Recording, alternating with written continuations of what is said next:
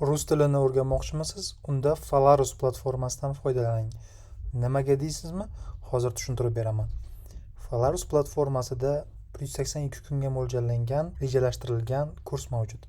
Har kuni siz grammatika, lug'at, o'qish va gapirish bo'limlarini yechib chiqasiz. Keling, hozir birinchi kun grammatika qismini ko'rib chiqamiz. Grammatika qismida birinchi tushuntirish beriladi va quyida berilgan 3 ta vazifani bajarib o'rganganlaringizni mustahkamlaysiz. Xayrli tong rus tilida qanday?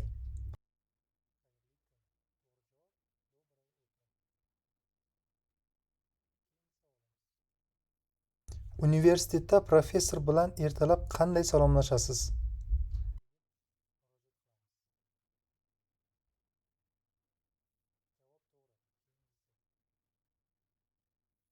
Ko'rishguncha so'zining sinonimi qanday?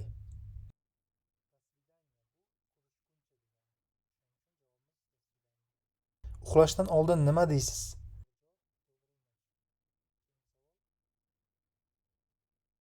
Endi juftini topishimiz kerak. Xayrli kech bu добрый вечер. Salom bu привет. Xayr bu пока. Xayrli kun добрый день. Endi gap tuzishimiz kerak. Xayrli tong. Доброе утро. Tekshiramiz, javobimiz to'g'ri.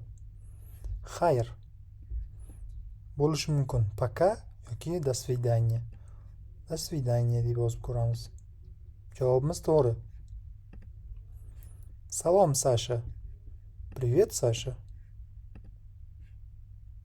Javobimiz to'g'ri. Assalomu alaykum Anna. Здравствуйте, Anna.